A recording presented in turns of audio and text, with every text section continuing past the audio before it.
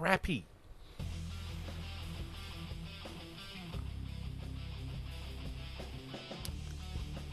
Hello there in internet land. This is episode 3 of the 2025 season of the F1 Chat. I'm your host, Phil Lamington. Seated to my right is... Hang on. What are you doing here? What are you doing here, Longhorn? Hello. According to the internet, we're supposed to be hating each other. I don't know where that rumour came from or why I keep bringing it up, but still, you're back. I'm back because there's no hate here, only love. And there's no JB either. Yes. Because he went down to Parramatta to see Parramatta. Didn't they get a win? Yes. They did, yes. Surprisingly. Congratulations, yeah. Yes. Probably up there with the Dragoons. Yes. I don't know. I don't watch the NRL. Or it's or as my brother used to call them, the foot brawlers. Yeah. After the game, they go home, have a few beers, and belt up their wives. Whoops! Should have said that out loud. Anyway, Brody, welcome back to the F1 Chat. Thank you. It's good to be back. It's been too long. Yes. We've missed you. I've missed you guys too. I've missed being here. So the next episode, I'm going to take a week off and you and JB can do it together. We'd probably struggle to work out how to even turn the mics on. It'd be a podcast recording on our phones, so it won't be too great a quality. You know what it'd be? It'd just be a loop of the Cerveza Cristal thing Yeah. over and over and over again. 100%. Occasionally there's that retarded kid going, breakfast! Just a soundboard. Cerveza Cristal! Oh, God. That joke, it's a lot like chlamydia. It just keeps on giving. Right, so we watched the Japanese F1. Unfortunately. Yeah. Well, that's being kind, isn't it? That's just... At least this week it's an easy race report with JB not being here. I'm going to show you how goddamn easy it is. You wait till... I'm doing the race report. You wait till you hear this cracker.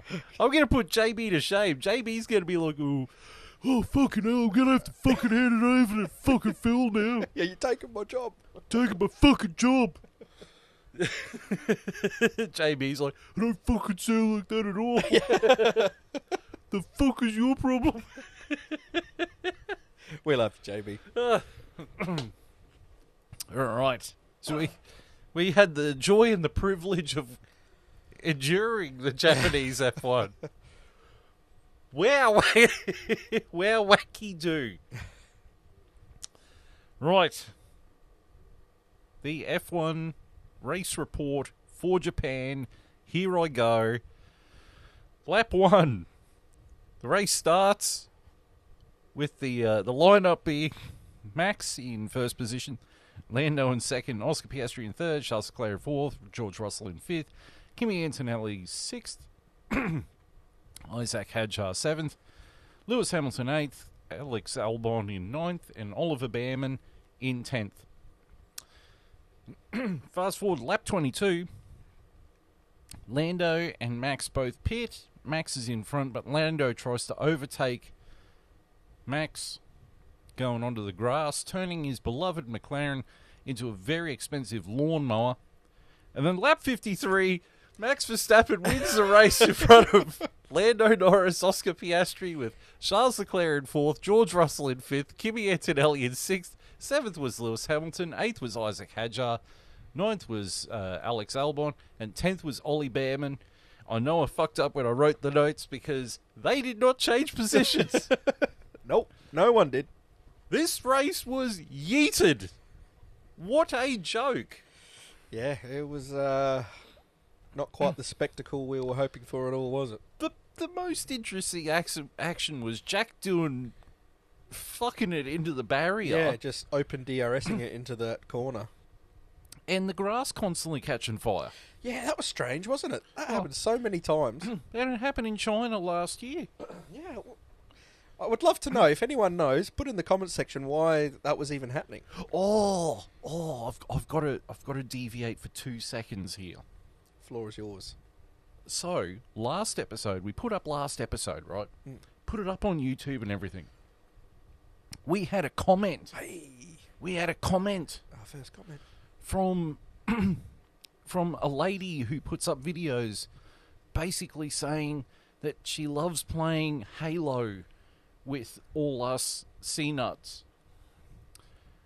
And she said, she left the comment, crappy. No context. Just crappy. So I replied with, thank you for the lovely comment.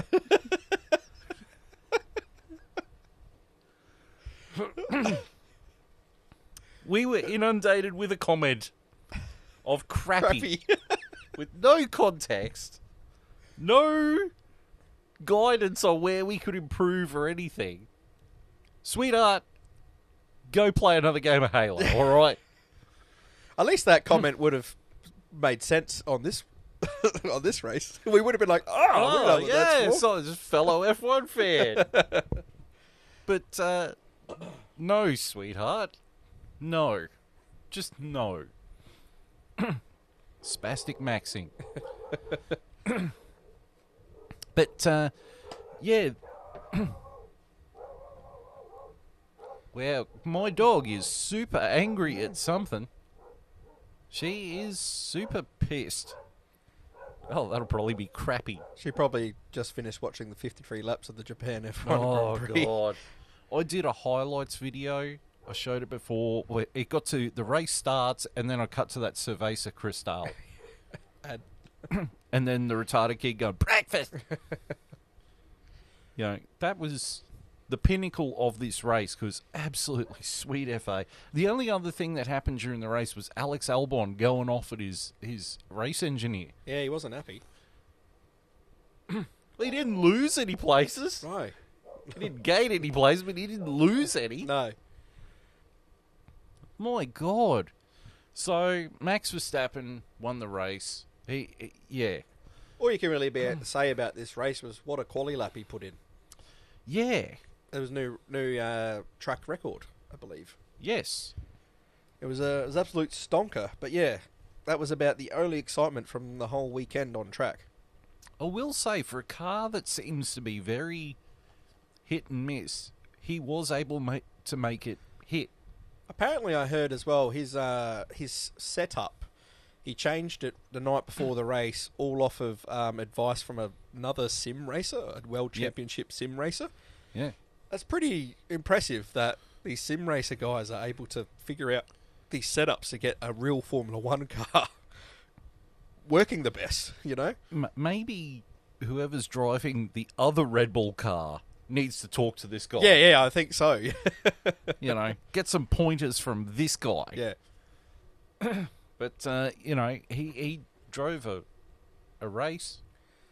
Yeah, I mean, he put in a great race. I mean, he didn't have much to do other than stay still at the end of the pit lane while Lando Norris had to run on the grass, and that only chance of an overtake in the entire race. Other than that, he just... And the fact that Lando got on the blower and went, he pushed me off the track. What? Oh, I think that's just everyone just says that these days, don't they? Just to they get on the radio. Honestly, it's starting to become, on the radio, the verbal equivalent of playing Italy in a World Cup football, FIFA soccer game. They take a dive and they roll around and carry on like they've just had their puppy dog shot. Yeah, it's the equivalent, eh? And then the equivalent. After the penalty's given, they get up and they're like, "Oh yeah, all good. Yep, all good.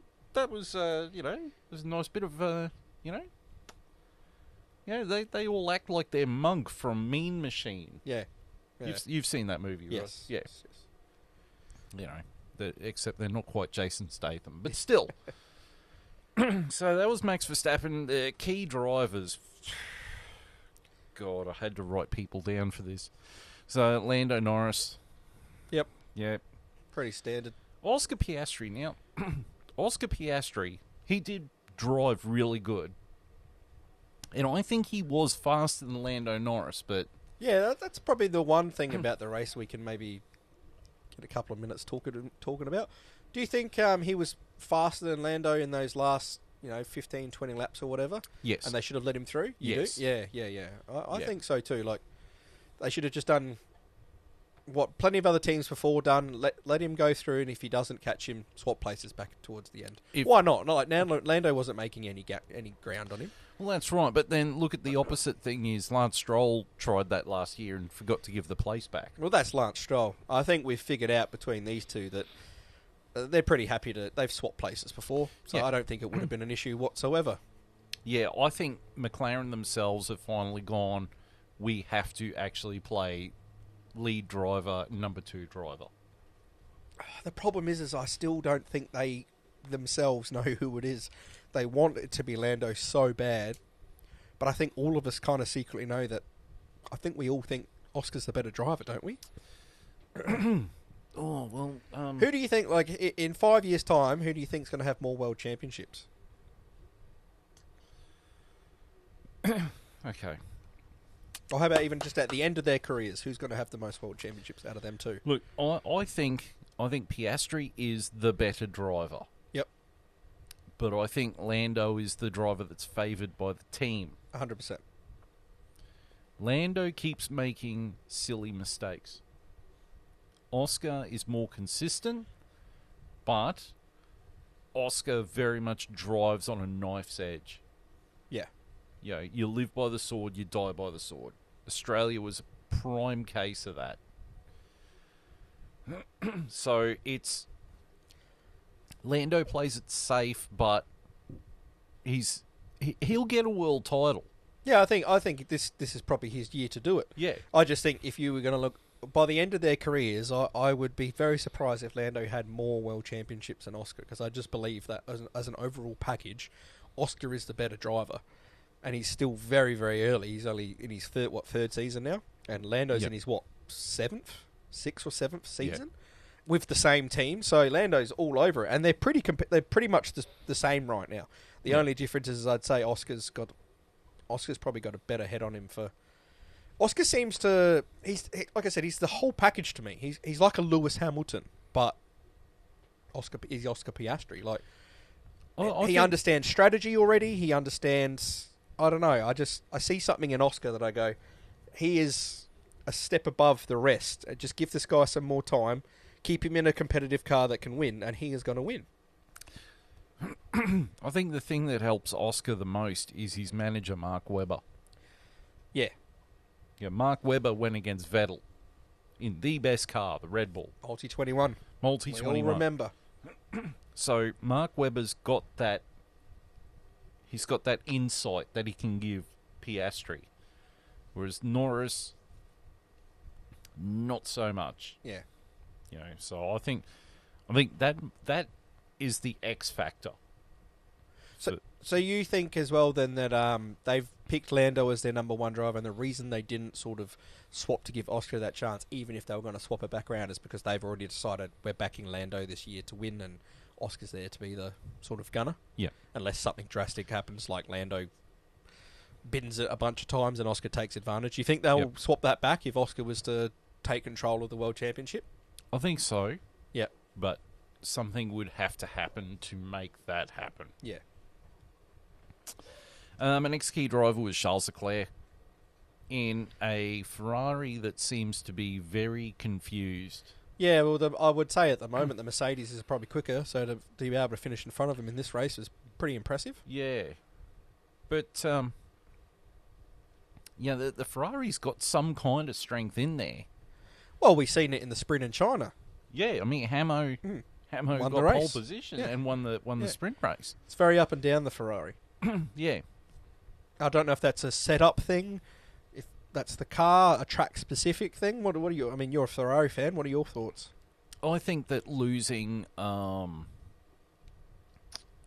God, I can't remember his name, but they lost their head engineer last year. He's gone to Aston Martin. But the guy's actually had another 3 months or something tacked on to his gardening leave, because he started working for Aston Martin before his gardening leave was over. Right. So Ferrari took him to court, and the court said, yeah, you've been working for them before your gardening leave's over. Here's another 3 months. You can't start with the team until July. So without that head engineer, who left because they knew they were trying to court Adrian Newey, and instead has gone to the team that got Adrian Newey. Yeah. So their car is very lost. But I think the other major factor with the Ferrari is Lewis Hamilton isn't quite there yet. Yeah, it's only been a few races. I know he's the caliber of driver he is, but it'll probably still take another couple before he gets completely comfortable in that car. My next key driver is Isaac Hadjar. Yeah. In the Racing Bull. He's really impressed me, you know. We've got, 6 rookies this year, and I'll be honest, a lot of them I weren't very impressed with, but he has impressed me. Outside of that crash on quali, which, look, it's happened to a lot of people before, but outside of that little, not quali, in formation lap, sorry. In Australia. In Australia, but I mean, look, that's happened to a lot of drivers before. It's not an unprecedented thing. Outside of that little incident, I think he's been great. I mean, I'll be honest as well. I mean, I already feel like he's the number one driver in that team ahead of Liam. I feel like Liam's got to win that place back. I don't feel like Liam's walked back in as the number one, do you? No. Like, I feel like at the moment, if Hadjar keeps driving like this, he's the number one. And that, I mean, he scored points twice now. Yeah. That's pretty impressive. I'll get back to the Racing Bulls in a bit. My next key driver was Alex Albon.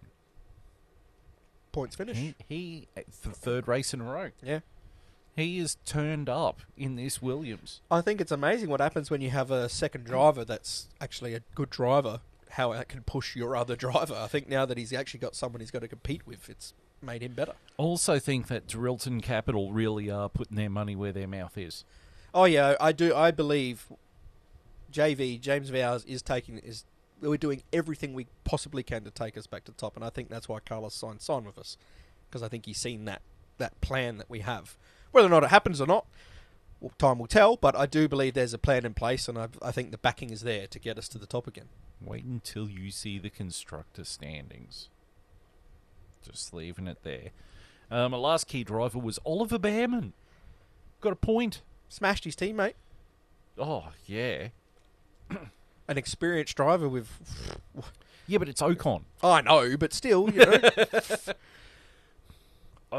We're talking to, a driver that's been on the grid way too long than he needs to be, but, that's the thing. He should have the experience not to get smashed by a rookie driver. 19-year-old rookie driver. Yeah, well, I mean, Ollie Behrman, he's improving a lot. Yeah, he does. He really... He's got raw talent. You can see it. Like, if he can build the consistency up, this guy's going to be on the grid for a long time. Him, and I'm starting to turn around about Kimi Antonelli, too.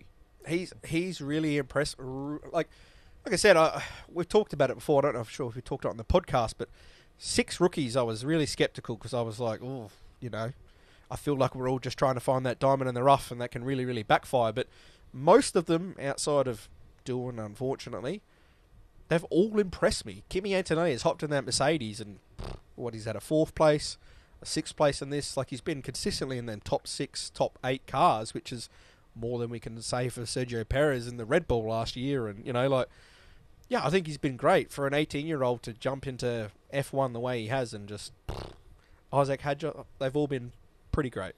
It's impressive. Right, and then we're going to move on to the PK kick. Yes. It is time for the PK kick. You haven't seen that for a while. No. I'll make it expanded so you can really see it. Look at that. Kung Fu Kenobi right there. I missed that kick. Needs a Cerveza Cristal. Right. Helmet drivers. First one, Gabriel Bortoleto. Just was not in there. Not much you can do in that car, unfortunately, but yeah. Yeah. Yeah. Next one, Ocon. Oh, yeah. To get smashed by a rookie teammate like that, who got points in that car that probably isn't a point-winning car most weekends. Beautiful livery, though, this weekend. May I just say? Oh, yeah. I mean, the livery is... The cherry blossom pink in the Haas. Yeah. The chef's kiss. Yeah, the livery's great. Pretty the rest of the car, isn't it? But But Ocon, like, for a driver of his experience, you would have thought he would be further up the grid. Oh, definitely. But Definitely. right, I'm probably going to get lynched for this next one. Yuki Tsunoda Oh, finished 12th. nah. I'm not having it. Not having it. Not having it. I'm going to cut him some slack because it's his first time ever in this car. He should have been in this. I mean, he did better than Lawson, and he showed some signs. If you watched him in practice, he was a 10th off of Verstappen at times. He stuffed up he got into Q2, which Lawson never did. And you watch him, he just stuffed up. He made a driving error, and that's why he got knocked out in Q2. But look, I think we've got to give him, 6 races as you do in most cars before we really start judging his performances. I thought there was enough showing that I was like, okay, well, he's clearly the better option than Liam. We've got to give him some time. If he can get somewhere close to a 10th off of Max Verstappen, then look out. It's just, can we do it every week? It's the consistency factor. If he can get that going, then I think Red Bull have found their second driver. So, yeah, for me, I wouldn't say it was a bad weekend. Not where he'd want to be, not where Red Bull want him to be, but for his first go, I'm not going to give him too much That's all right. I mean, after the next race, if he does badly in the next race, they'll just dump him and put Isaac Hadjar in the car. Why not? You know. And we're going to go full circle until we finally get back to Daniel Ricciardo. Oh, yeah, well, We can only hope. Even bring back Sergio Perez. Yeah, God, I hope not. All right, next driver, Liam Lawson. Yeah. He's just, oh, well. If you're going to be that arrogant and that cocky, be good. If you're going to be a bear, be a grizzly, Yes. not a panda. Yep. He is driving like a drunk panda. Yes. And, I mean, they put him in the racing bull, and they're like, we've got to give him more time, and, Humpty Dumpty sat on the wall, and blah-de-blah-de-blah, and then you put him in the racing bull, and Cerveza Crystal. oh. Go to an ad because, yes. And then the final driver, the window licker himself, it's Lance Stroll. I mean, the guy finished dead last. Yeah, he was nowhere near it. Just He qualified dead last. He finished dead last. Like, what the? yeah, there's no reason he should be finishing below the Saubers. He shouldn't be on the fucking grid. He should not be on the fucking grid. I'm sorry. Oh, Christ, I'm turning into Rocket Powered Mohawk now. What the fuck? My God. My God. And the worst part is as well is he's still going to be around for years to come. At the end of Formula One, there's going to be him and the cockroaches. So him and Alonso, because Alonso, I think every time he does a pit stop, he has a quickening like he's in Highlander. And he regains his youth and just drives a bit more. He is the motoring equivalent of Keith Richards. He's like Benjamin Buttons at A. Oh, fuck. But then you get Lance Stroll, and you just sit there going, how? This is meant to be the pinnacle of motorsport, the 20 fastest drivers in the world. And It's 19 quick drivers and a retard. Yeah, literally. You know what they're doing, eh? You know what they're doing? They're painting the track with jam. So he knows where to drive. That explains why the Pirelli tyres work so goddamn well. Did someone paint some jam in that gravel trap last year in Brazil? Or what caused that one? That was the topsoil. The jam was underneath. He was had to dig those tyres in to dig it out. diving for dollars. Fishing for jam. Look, I'm going to give it to Stroll because he just... A driver of his caliber. I use that Probably word. did the best he could then. I use that word so loosely it's not funny. I mean, like Jenna Jameson loose. There is no way it could go to anyone else. I mean, Liam Lawson, he's already won it twice this year. But if I had to choose, I got no problem with it. You got a pick? I've got no problem with it being Lance Stroll. Completely deserves it. I would give it to Esteban Ocon just because his rookie teammate smashed him in this race. Like, his rookie teammate got a point in 10th, while Ocon was 18th and going nowhere. So for me, yeah, you're going to be Esteban Ocon. Don't get smashed by your rookie driver. Ocon with a bullet. Yeah. A silver bullet for that werewolf that he is. Yeah. Right. Get to the news. Yuki Tsunoda replaced Liam Lawson at Red Bull. Not exactly cutting edge, a current affair news here. Not exactly Ray fucking Martin. Ray Martin. The F1's best kept secret. Oh yeah. But sorry, this is Yuki should have been partnered up with Max from the kick-off. Yeah, this they never should have, to give Lawson give him some support. They never should have put him in this position. It always should have been Yuki. They had no other option, and like, Yuki was clearly the best option. He'd been in the B team for long enough. He'd had enough races under his belt. He did well last year to say he should be in here over a 9 Grand Prix rookie and Liam Lawson. You know, like, Liam didn't come in and fucking Liam didn't come in and blow us all away. Like, he did well, but he didn't come in and blow us all away to demand to be in it. And now look where they've put themselves in. They've made themselves look like a laughing stock, because now they've had to replace Liam 2 races in, which is a goddamn, like, it's an embarrassment. yeah, it is. It's an embarrassing, and it's a big like, it just makes you look very inadequate, and it's made Liam Lawson look like a fucking baboon too. yeah, it really has. But have you seen the latest series of Drive to Survive? I'm about halfway through. Because they get to the episode where they talk about this, right? They talk about who's going to, if they're going to keep Perez or who they're going to replace him with. They don't even mention Yuki Tsunoda. He was never an option for some reason. They don't even mention, they're like Liam Lawson, or we keep Perez, or we bump up Danny Rick, or Isaac Hadjar, or, this person. And then someone says, what about Yuki Tsunoda? Yeah, we thought about it. But, Liam Lawson.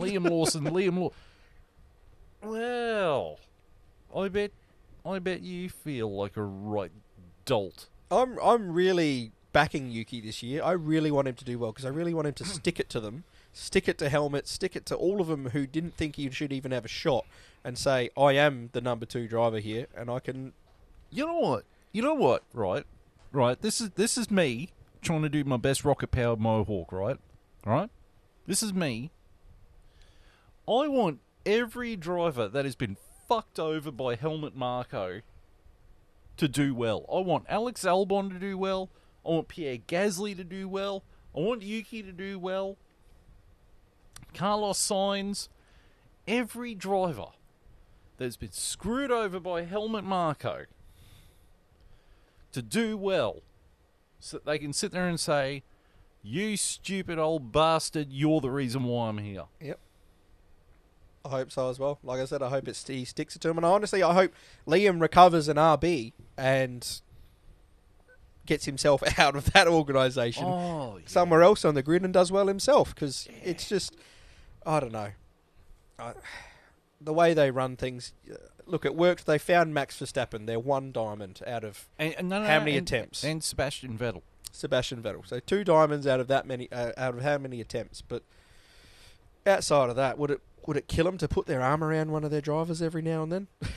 Would it kill them to not stick the knife in the back of their drivers constantly and wonder why they don't get performances out of it? Look what happened to Isaac Hadjar when he crashed out on the formation lap in Australia. Oh, he crashed out, and he's bawling his eyes out because he's an 18-year-old kid. Like, people forget this stuff. He might be driving an F1 team. And I said this on a previous episode to JB. I was like, you know what? All the shit I give Lewis Hamilton, and I give him a lot of shit, all the credit in the world to Anthony Hamilton, Lewis's dad. Oh, it was class. It was classy. Absolute class. Yeah. Walked up to him, put his arm around him, tried to get the cameras to bugger off, but was just like, mate, you're okay. It's your first race. Like, and then what does Helmut fucking Marko do? Oh, him crying. That was a bit embarrassing. Embarrassing? Mate, he's an 18-year-old kid in Formula One for the first time ever. The excitement he would have had, and to finish that way, can you blame him? Like, you can hear me rubbing my hands together with my statement that I'm about to make. All right, here we go. Let him cook. Bit of Mr. Miyagi action happening here. Right. How many fucking races have you been in, Helmut Marko? In F1? Here, I'll give you a response. Fucking 0. Which means Isaac Hadjar has been in more F1 races than you have. Crashing. I mean, fucking Ayrton Senna won Brazil and was bawling his eyes out over the fucking radio. That's the level of fucking passion you've got to put into it. 100%. I mean, Michael Schumacher, he won Imola. It was the last year they were at Imola before they went back for COVID. And because they knew it was the last time they're going to race at Imola, Michael Schumacher burst into tears on the podium and in the press room because he felt that they were losing a piece of F1 because they couldn't go to Imola and pay tribute to Ayrton Senna. And he lost it. And Mika Hakkinen, to his credit, had to say, guys, can we sort of stop this and just let us have a moment? Like, you know, that's called passion. Yeah. It's the emotion you have to have in this sport. Like, and then you get pricks like Helmut Marko and Flavio Briatore. Like, Flavio Briatore turned around and said, you know what, the Renault engine's shit, so we're going to sell the plans for it and shut down the engine manufacturing part of Renault that's making the F1 engines. We're just going to buy Mercedes engines. All these people have either been transferred or lost their jobs because one old prick sat there and went, nah, it's a bit shit. well, look what he's doing with Jack Doohan. Yeah. What confidence are they putting around it? Like, why sign a young driver from your academy like that in your F1 team if you want to shaft him before he's even had a go? Yeah, but you haven't even seen the episode where they signed Jack Doohan. I haven't got up to that yet, no. But When he signs, Flavio says to him, I own you. I own every millimetre of you. And Jack Doohan's just sitting there with a look at his face like, what the fuck is this? And you're just like, oh, God. You know, you miss the days of Eddie Jordan and those guys who treated their drivers with respect. Now it's just megalomaniacs who think they're on a fucking ego push. Right. Moving on. That was the only news item we got. it's going to be a quick episode this week, I think. Well, so let's talk about the teams. Before we get into the constructors and the drivers and everything, let's talk about the teams. Okay, so we're going to start at Red Bull. So we got Max Verstappen, we got Yuki Tsunoda. What do you think about the Red Bull so far this year? Like the car and the team and it seems like a bit of a bitch to set up correctly. It seemed to. I mean, watching him in practice in this weekend, it was a lot of balancing issues in the rear. It felt like a lot of slipping out in the rear, and it just felt a bit uncomfortable for them to drive. It works a lot better if you get a sim racer involved, though. Apparently, that's what you need, and you put in the fastest lap ever at the track. But yeah, no, it seems like a bit of a pig to get set up correctly. It feels very more like I feel for the number 2 driver because I think at the moment it's really, really showing how much it is sort of acclimatized to Max's ability. And don't get me wrong, Max's ability is out of this bloody world, so I get why. But I feel like, yeah, it's a really hard car to get set up. If you get it completely right, you have weekends like you did this, and you're Max Verstappen, you can beat the fastest car in the grid, which is the McLaren. Because the Red Bull's definitely not the fastest car this year. But I feel like, yeah, they're going to struggle a lot with getting that set up right. If they don't get it right, unfortunately, I don't think they're going to be in the fight for the win on the weekends. But yeah, if they can get it right and Max can pull out a performance like this, it might at least make the championship interesting this year. Yeah, it's it's got a very small operating window, that car. Like it's fucking tiny. Yes. You know, it's the setup is so small. It's like the bombing run from Top Gun Maverick, small. Yes, 100%. Or the port on the Death Star. Yeah. Yep. You know, once you nail it, it's spectacular, but it's very hard to get within that window to nail it. Yeah. And you know, having your second seat topsy-turvy all the time with who's driving it. You know, Max Verstappen's going to have a lot more pressure on him to do more than he should because the car really is tailored towards him. And if even he's struggling to get the setup right at times, imagine what the second driver's going through, you know? What I'd like to see them do, though, is put Max in the second car and see if the chassis are the same. That's what I'd like to see. Would be interesting. Because I think that second car has something wrong with it because it's not comparable to the first. But I'm going to make another controversial statement in a minute. So we'll go to McLaren. I think the McLaren is the best car of this year. And it's got the best driver pairing. I think the biggest fault with the McLaren is going to be having to make a decision to determine who's going to win the championship. Agreed. Because there was times during Japan and during China where it almost felt like Ferrari's old strategy team had joined McLaren. And it felt like that a few times last year too, where McLaren's strategy team was the old Ferrari strategy team. They was just making spastic decisions. Just really retarded decisions. And you're like, why would you do that? It feels like this year McLaren, their biggest competitors, almost themselves. Yeah. You know, their car is clearly the fastest. They have two number one outstanding young fast drivers, both gunning for their first world championship. So they're hungry. They're hungry. Not that, you know, you're not even if you've won one, but they're super hungry to win it. And this is their year.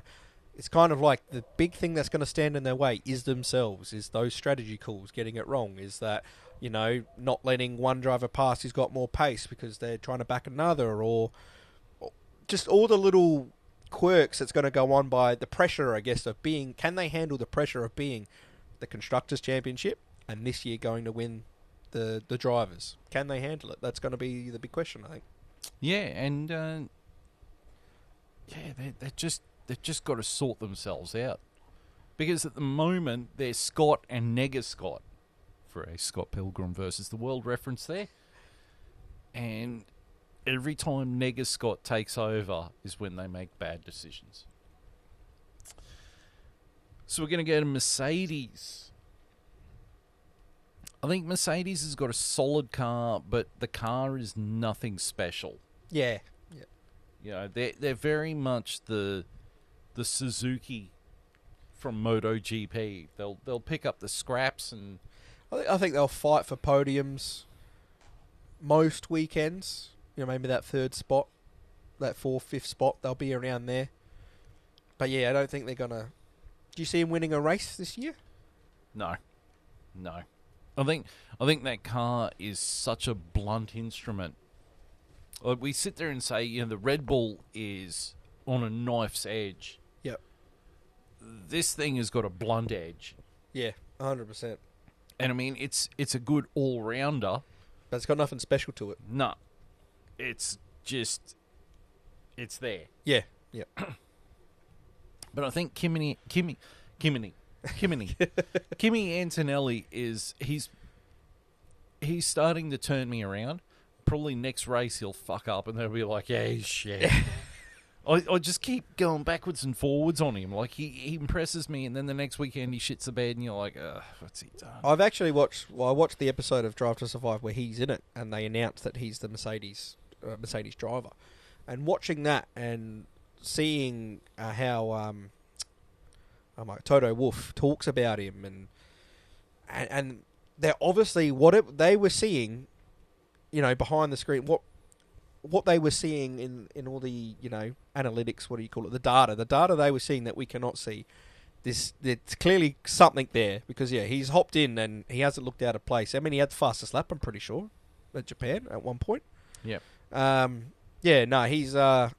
I think once you give him a bit more time to handle being an F1 car, all that kind of thing, I think they found their next Mercedes driver for a long while. He definitely looks every bit of the hype that they've put up. So he's been impressive so far. And the thing I'm going to say here, this is going to be controversial. If JB was here, he'd be like, "Nah, I'm not seeing this."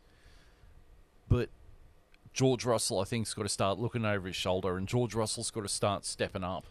I agree, and I will say one thing. I do think George is doing that so far. At the moment, he's clearly the number one. But exactly like you said, look out in the next couple of years. I think George has really got to step up big time this year if he wants to cement that number one, because he's the number one right now. But if Kimi keeps going on the trajectory he's sort of kind of showing us, I can see him being overtaken very shortly. And George's contract is up at the end of the year, so it's a very telling year because he obviously wants to keep that seat. And because I don't know where else. I mean, he'll get picked up by another team, but maybe not up the front. And Mercedes is his best shot at staying up the front. So, well, there is one thing. This only just popped into my head. What if he only signs a 1 year extension on his contract? Yeah, I can definitely see that being the case. And then the end of next year, Lewis Hamilton says, "I'm not retiring, and this was a big mistake. I want back at Mercedes." Who are they going to dump?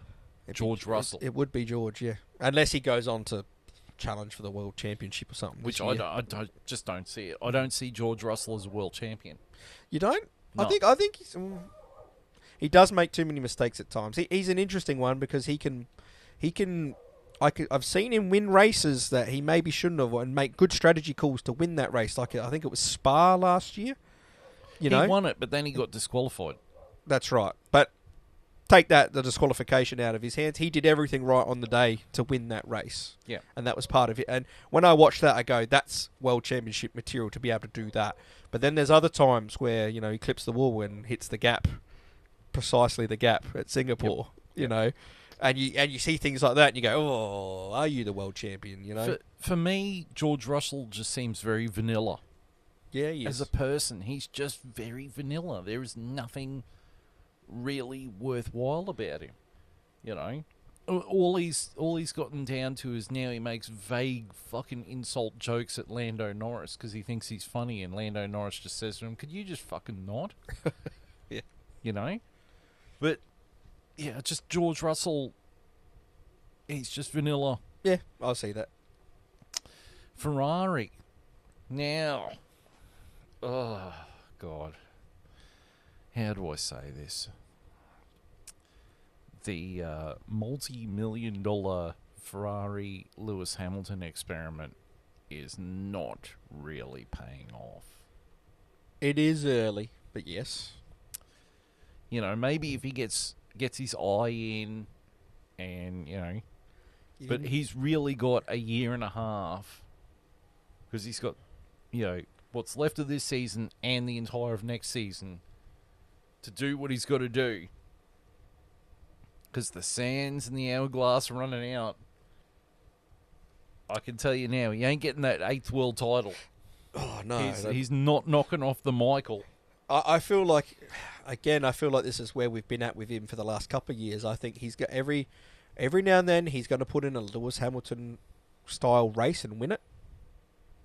Like he'll do that a couple of times this year, but he won't have the consistency to challenge at the top or finish high up in the points. He's past his prime. Yeah, and we'll see glimpses of it. Glimpses of it will pop out, and we'll go, "Wow, there's the Lewis Hamilton we know." He'll pull a race out of his ass, but then he'll have weekends like he has like this. And it's just not working. But I think the real problem is that car. How do you describe this car? This car is like a Rambo knife. Like, it's got a sharp edge on it, but it's also got that serrated crap at the back. Yeah. You know? It can, when it works, it works. I feel like when it doesn't, it really hits hard. Yeah. I feel like it's almost kind of like the Red Bull, where if you get the setup absolutely perfect, it can win you a race on the right day. Actually, you know what it is? It's like an axe. It's got that sharp edge, and then it's got the square block. blunt You know, on the other it's side. either going to hit you with the sharp bit or it's going to hit you with the block bit. It's either cutting your hand off or breaking it. Yeah. Yep. It will either keel or it will not keel. You know, and you're starting to get the sense that Charles Leclerc is getting frustrated. Oh, yeah, 100%. You know, I wouldn't mind betting that if there's an opportunity to go somewhere else when his contract is up, he's going to take it. You know, It depends on how next year's car rolls out, which is going to be very, Well, I mean, imagine if Yuki Tsunoda doesn't work at Red Bull. Would Red Bull buy him out of his contract if he was an option? They'd be mad not to. Yeah. Well, I could almost see, you know, if next year, right, if Red Bull, if the car doesn't go right, can you see Max Verstappen leaving Formula 1 altogether to go pursue other interests and maybe there's I don't sales? I don't see him leaving Formula 1, but I see him leaving Red Bull. Yeah. And I'm pretty sure I know where he'll go. Wherever Adrian Newey is. Aston Martin. Yeah. Because he's got the cash, he's got the personnel, and he'll have the Honda engines. Yeah. So, yeah. It would be the spot for him to go, for sure. And it's only just down the road from Red And he Bull. would have no competitive number 2 driver in the car with him, so it's all his team, and it'd be exactly like the Red Bull winning formula. He's just going from blue to green. Can you imagine Lance Stroll trying to drive a car designed by Adrian Newey, designed for Max Verstappen's driving style? You think he has enough accidents now? Imagine what he's going to be like in that car. God, could you imagine him driving Max Verstappen's Red Bull? Imagine when he takes Max Verstappen out in the race, like he has Fernando Alonso plenty of times. Oh, I can't wait. Oh, you were salivating over it's this. going to be gold. Okay, well, then we get to Aston Martin. Yes. Aston Martin just feels nowhere. Just feels nowhere. It feels like we're hoping next year to get Max Verstappen and Adrian Newey design us something decent. Yeah. You've got a tired driver lineup and a car that just is unfocused. Yeah. And Newey's not working on this year's car. He's working on next year's car. Yeah. That's what I mean. This car just feels like it's almost like the Sauber thing where they closed up shop on this set of regs 2 years ago to focus on next year. You know, they just were like, Well, we're not going to bother anymore. It That's feels like what they've done. Binotto was saying when he took over. He's like, the previous guy, who was Andreas Seidel, he's like, Andreas Seidel was too focused on 2026 and decided to bin everything for 2025 and 2024. And he goes, and then I come in and I'm like, no, we got to focus on 2025. Yeah, like, okay, Binotto. Yeah. Why? Are You're not we making any still- gains this year. Are we still thinking? Yeah. Are we checking? Yeah. You know. But the Aston Martin, it's Just nowhere. it's a rubber dinghy. Hmm. And it's got a rubber dinghy driving it in Lance Stroll. Look, new paint job. Get rid of the racing green, just paint it in jam. Just red jam. Strawberry jam. Red rum. Oh, yeah, that's all I got to say about Aston Martin. It's Nothing more you can say. Right, next thing, Racing Bulls. Right, now, I had my controversial thing that I was going to say. Let's go. Pound for pound, that boxing term, pound for pound, I think the Racing Bull car is better than the Red Bull. Oh, you're like, whoa, that's a big call. I'll tell you why. Yep. I'll tell you why. Okay, all right, this is me being sensible. Context. Because it's not quite on the knife's edge. Yeah, I was going to say, I will agree with you that I feel like I think they're similar. You can get similar. I think they're similar. The Red Bull is easier to set up. The RB is easier to set up and get a decent weekend out of it. Where again, we go back to the Red Bull. If you can find that little niche and nail it, you will get the car we got this weekend. But I feel like on an average, that RB's pretty. I feel like you're going to get pretty consistently good racing out of it every weekend. It won't be too hard to get that, whereas the Red Bull's going to It's almost like it's very similar to the Mercedes, where it's got a nice big operating window. Yeah. it's not going to set the world on fire, but you can get it in that window and it does its job. You're not going to win races, but you're going to get points every weekend as long as you don't make a mistake. Yeah. Yeah. So that's my view on the racing bulls. Isaac Hadjar, I think, is the better of the two drivers because Liam Lawson is Maverick in Top Gun after Goose dies. His head got too big for his shoulders. He's got no confidence. Yeah, and that's the worst part. That's the worst spot to be in as an F1 driver, is not confident. Yeah. That kills your career. Because, I mean, you've just been dumped from Red Bull back to Racing Bulls. Yep. You know.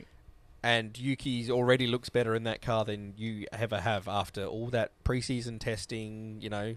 And you've had all the press sit there and ram down your throat that you're doing crap. Yeah. You know, you've got no self-belief now, and you're just like, get me the fuck out of this. And then you hop back into the sister team, and you get beaten by the rookie that's a couple of years younger than you, who scores points and out-qualifies you, and the guy who replaced you is showing that he is more suited to that car than you were. Yeah, you've gone from being the number 2 driver out of the 4, to the 4 spots to the number 4, like that. From the penthouse to the outhouse. Yeah, and you've got to try and rework your confidence from that position. So yeah, good luck to him. I hope he can do it. But yeah. Next team is Alpine. Ugh. Moving right along, 299. Yeah, look. Once again, the Alpine has moments of brilliance. Unfortunately, it's not when Jack Doohan's driving. Unfortunately, not. Yeah. Yep. You know, and you got to feel bad for Jack Doohan. I mean, he's got that cloud over his head. Here's the thing. Here's what I think of Jack. I don't think Jack was ever quite good enough to be in Formula 1. That's my personal opinion. I don't think he's a bad driver, but I think there's other options I would have taken over him. But they decided to promote him because he was in their academy, and that's what you want to be doing, I guess. So good on them. The part I dislike is don't do that if you're not going to back him.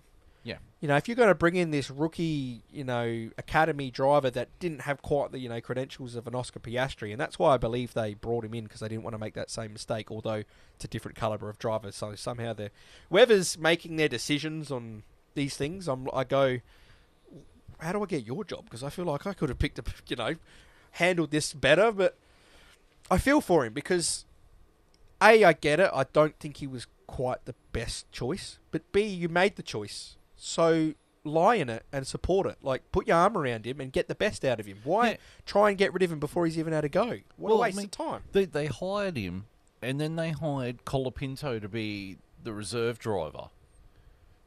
They basically said, we've made a mistake signing you too soon. We've now got your replacement. Don't fuck it up, because he will replace you as soon as you fuck up. It's like those traps in that movie Saw, where something bad's going to happen, and the gun is pointing right at your head, and you've got to do something horrific, or else this gun is going to shoot you. Yeah. Jack Doohan has to do something horrific, meaning he has to overdrive the car to save his job, or else the trap's going to go off, he's going to get shot in the head, and Colapinto's going to take his seat. Like flying into turn 1 with DRS open. Yeah. Forgetting to close the DRS. Yeah, well, I don't know if that's something they talked about as a team, giving that a crack, but, I watched other drivers. What's got me is, why is the DRS still open at that point? Shouldn't the DRS be coming off before they get He forgot to press the button to close it. So the lap, I watched a video, I can't remember the YouTuber, but it was like a onboard video of Doohan's couple of laps leading up to that, and Verstappen's lap on how he did that. And the lap before, Doohan didn't press the button to turn DRS on. He actually braked to turn the DRS on as he went into that corner, and he got away with it, right? The next lap, he tried to do the same thing, and we're talking Formula 1, we're talking 10th of a second's difference between you going into the wall or not. And that 10th of a second difference, I guess, from him trying to close the DRS with his brake instead of the button, was the difference between him going to the wall or not going to the wall. And you watch Max Verstappen, that's who they compared, I guess, going through that corner, and you watch him click the DRS button is on the left on their, their steering wheel. and you watch him snap it close as he goes like as he's turning. You know what I mean? Like precision snap, turn. We're turning, and just Jack doesn't do it. He doesn't press the button to close it. He tries to do it with his brake, and unfortunately, and put him in the wall. With the new way they're doing it next year, where DRS is on everything, if you drive like that, you're either going to get hurt or killed. Yeah. It does actually, yeah, like you said, that's kind of an interesting to look at it with next year, because they're going to be able to use it wherever they want, correct? They've just got a certain amount of time they can use it for throughout the race. Is that how it's working? No. Just whenever they want? Yep. Yeah, interesting. All the time. All the time. You don't have to be in DRS detection zones or anything, because when you're on a straight, you've got the thing flat. Because the new engine formula is 50-50 power. 50% internal combustion engine, 50% battery. You need to have that wing open so that it's generating energy to charge the battery. Because they got rid of the heat MGUH for next year, and they wanted 50-50 power, that's how you charge it up. Which sounds fucking loony to me. And what's even more fucking loony is now they're sitting there saying, well, we might only run these regs for 2 years and then bring back V10s with biofuel. And you know what's really funny about this? Ferrari are like, yeah, bring back V10s. Yeah. Red Bull, bring back V10s. I think everyone's putting their hand up for V10s again. Mercedes, well, you know, either way. How about V6 turbo hybrids? V6 turbo hybrids. I hear they go pretty alright, hey? Well, the Mercedes are like, we're not bothered either way. We could do either or. Everyone's worried that Audi's now going to pull out. Because they won't want to go V10s. Yeah.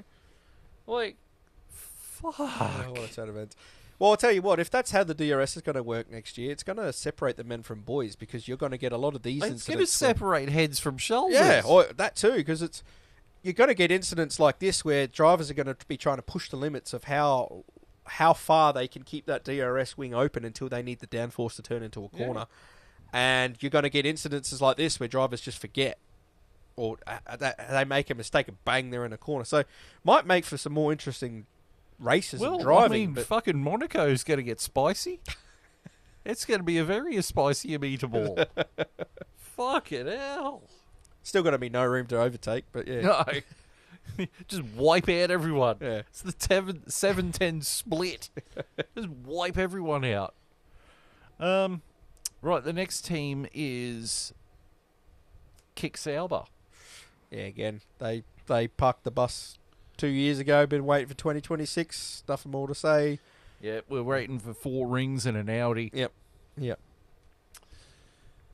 And who else we got? Williams.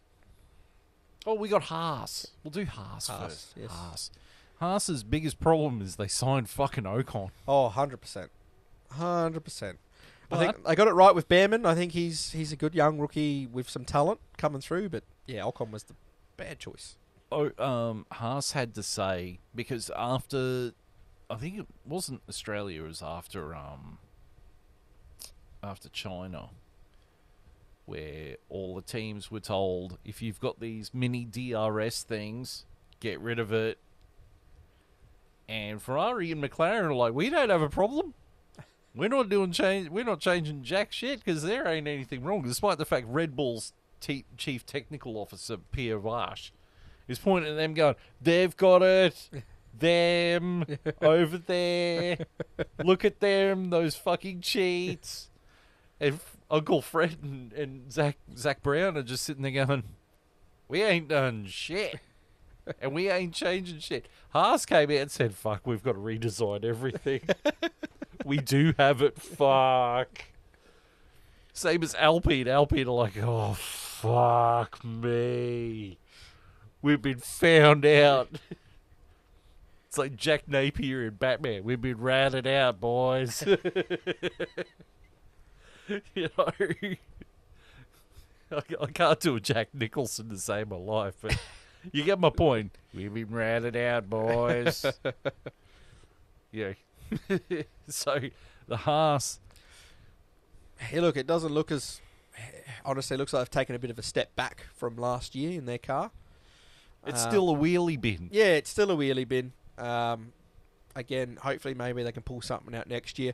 I think they've got the right principle at the moment. I like Ao Komatsu. I like what he's done so far. I feel like he's given them a little bit of juice that they needed that Gunther Steiner wasn't. Gunther Steiner become bigger than Haas in a sense. He became the face of Haas, yeah, not the boss of Haas. It become Gunther Steiner, not Haas. Yeah, you know. And then now with Ao Komatsu, he doesn't take any of the limelight. He's just solely focusing on getting that team as high back of the grid as he can. Yeah.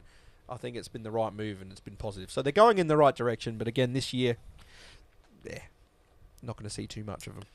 But we'll see what their partnership with Toyota brings about. Yes, that's what I'm interested in. Especially if we're going to go towards V10s. And Toyota has not ruled out coming back as an engine supplier. Oh, that's what I see happening. I see that little merger turning into a nice little constructor on the grid here. Very happy about that. Push it to the limit. Limit. God, we haven't done that for over a year. Yes, bring it back. Push it to the limit, dance. We're cracking out all the old stuff here. We hope you're enjoying this at home or in your car or wherever the fuck you listen to this. Right. Then we get to the creme de la creme. Here it is. Lay it on me. Williams. We're back. No, we're definitely heading in the right direction. Getting Carlos Sainz he hasn't set the world on fire yet. Give him some time to adjust. I mean, the poor fella drove into the wrong pit box the other day. So he's still adjusting, and he will. And look what it's done to Albon. It's raised Albon's game, which is I feel like we needed. We always knew Albon was a good driver, but you need two good drivers, and we've got that. We've got one of the best driver pairings. I feel like we've got one of the best team principals up, at the moment. I feel like we do have the backing from Directal Capital. It's just, can we get it right? And you're not running Excel anymore. Yeah, I really do believe James Vowles is putting... I mean, he come from Mercedes during an era where they dominated. Yeah. They dominated. And just listening to him talk and...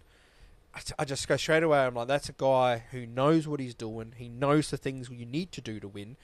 It just takes time to implement them and to change the ways Williams had, which was the dark ages. So we're going in the right direction. This year's going to be a positive for us. We're going to be scoring points consistently, I believe. I'd love to see us snag a podium if things go right, because I feel like we've got a car that can capitalise. I mean, I think Albon got 4th in Melbourne, correct? Or I think it might have been put down to 5th, but... Yeah, it was 5th. I think he went down to 5th. But, yeah, I think on the right weekend we can maybe push for a 3rd, which would be exciting. But I think we're going to score points this year, which is a massive uptick from where we've been. I mean, last year we were scrapping the bottom of the barrel trying to keep a car on track because we had that many incidences. So, yeah, this year to see a car that's competitive is positive from where we've come. We've got 2 great drivers. Yeah, don't forget the addition of Pat Fry as well as the Chief Technical Officer. Yeah, a great get. You know, he's a good get. Yeah. I mean, this is a guy who designed the cars that Alonso won his championships with back in 05 and 06. He had a hand in Schumacher's cars as well. Was that right? Before? Yep. Yeah. I believe he did. Is that correct? I think he might have had a little bit of a hand in a couple of Lewis's cars as well. Yeah. So either way, he's he's been around the block a few times, got a couple of titles under his belt, so he's a really good get for you guys, and really fits into the rebuilding and the reimagining of Williams as an entity and as a team. Yes, and it makes me happy to see them. It feels like we're putting that stamp back on that we are the Williams of old. Especially after the last few years of like Logan Sargent and King Latifi, R.I.P. King. Even having oh God, what was his name? Kubica? Robert Kubica. And just having the dog box of a car that was even hideous. Yeah. The rocket car. I mean, let's get this one. We haven't had anything exciting going on in Williams since we had Lance Stroll in the car. That was the last time we had a car that was capable of scoring points. Oh, we had no. Lance Stroll and Valtteri Bottas. Oh, even worse. The last time he had a win, it was Pastor Maldonado. Yeah. Oh, God. And yeah, it's super exciting at the moment being a Williams fan. It's super Speaking exciting. of being a Williams fan, did you notice who was doing commentary during the race on the weekend? If it's who I think it is, please hope he never does it again. It was Jacques Villeneuve. Yes, it was. You know What? Everything the other commentator said, he had something negative to say about. Everything. Yeah, but during the race, he was doing commentary with Crofty. Yeah. He was filling in for Martin Brundle. Yeah. He was And the worst co-host I've ever There was times where I sit there going, please shut up. Yeah. Please shut up. And then there was other times where you're like, you know what? That's actually really insightful what he's just said. I think he needs a bit of a filter. Yes. But I would have preferred him over Danica Patrick any agreed. goddamn day. Agreed. Like you said, at least every now and then he does give you something insightful. You might get 3 or 4 things where you go, shut up, I don't want to listen to you, but you get something every now and then. It's like I watched the highlights of an IndyCar race, right? Now, I think last year they had Matty White on, or Lee Diffie. Lee Diffie was the commentator for IndyCar. Australian commentator, great commentator.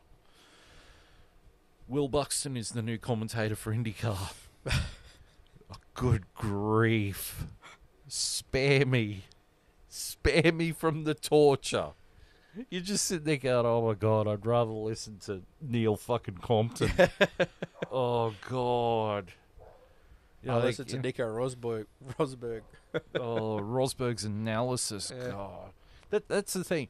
Even Jacques Villeneuve was better than listening to Nico Rosberg. You know, Nico Rosberg, you know, in his career, I'm better than Lewis Hamilton. Lewis Hamilton, blah, blah, blah, blah, blah. Then he's on commentary. Lewis Hamilton is the greatest thing that ever greatest. Like, oh, get your tongue out of his arsehole. But don't forget, I beat him Yeah. that 1 year. You know, I beat him that 1 year in a couple other races. Oh, shut up. You fucking prat. But, yeah, the Williams. Nice to see the Williams back up where it belongs. Speaking of where it belongs, it's time for the driver's standings. Oh, dear God. In 10th place is Lance Stroll on 10 points. He's tied with Ocon in 9th place with 10 points. 8th place is Lewis Hamilton with 15. 7th place is Alex Albon with 18. 6th place is Charles Leclerc with 20. 5th place is Kimi Antonelli with 30.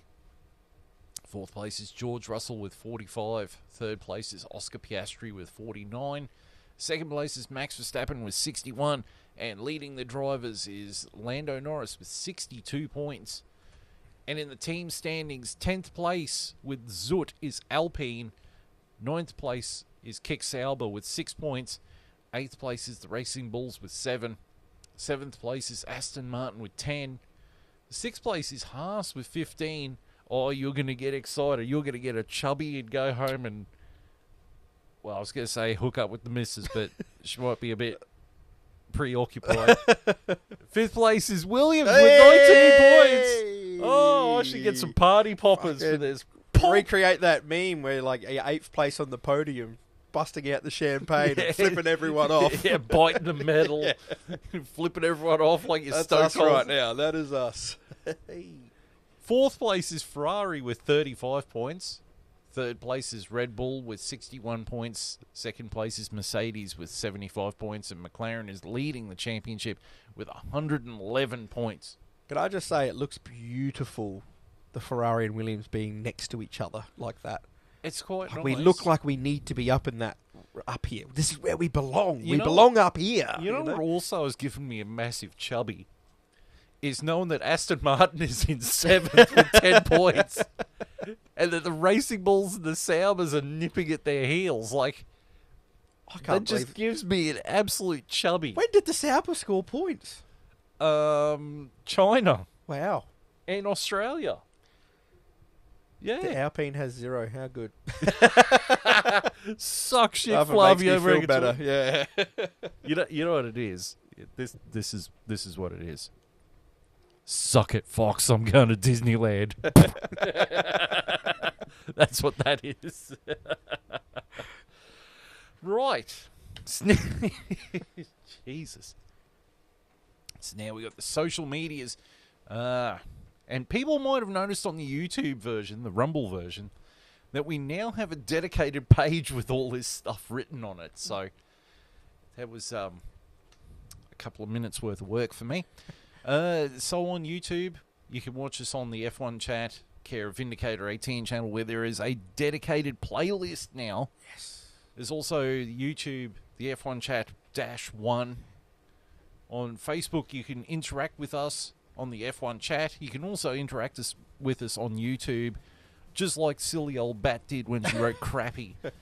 We're on X as the F1 Chat 1. Don't forget the 1. JB stopped signing us up to OnlyFans. All right. Rumble, the F1 Chat. Spotify, the F1 Chat. Right. The next race is this weekend. Bahrain. And then I think the weekend after is Jeddah. Yes. Wow, next weekend for is... a triple header. Next weekend is going to be huge. Huge, because it's Easter. Yep. So I've got my RGN on Friday night, playing a gig on Saturday night, WrestleMania Night 1 Sunday morning, Jeddah Sunday night, and then Easter Monday morning is WrestleMania Night 2, which means, fuck, I'm going to have to do a lot of podcasts. Gonna be a busy bee. A busy bee. But still. Bahrain, I think it'll be Lando skating off into the distance. Yeah, I think it'll be a McLaren. Fun fest. And we got the F2 this one too. Round 2 of the F2. Fuck, that means I've got to do a report on it. Well, I haven't done one so far. So fucking hell. I'll do one for you and I'll send it through. Hopefully it's as boring as the Japanese race. Yeah, that's what I'm hoping. Lap 1 this, lap 22 accident, lap 53 it ended. Thank you, fuck you, bye. Oh, well, I hope everyone out there is listening to this and had such a good time like we have. This has been fun. Not saying it's not fun with JB, but it isn't fun with JB. Sorry, JB. I'm only joking, mate. I'm only joking. It's fun when the three of us are all here. Oh, That's yeah. cool. Oh, yeah. That and some Cerveza Cristal. Yeah. You know, that always goes down well. You know. But thank you for returning, Longhorn. We've proven the internet wrong. And this has been a great episode. We turned chicken shit into chicken salad. Unless someone writes it's crappy. So, on behalf of myself, Longhorn, JB, wherever the fuck he is, thank you for tuning in. We will see you the next time we see you. We don't know when, but we'll get there. Until then, goodbye.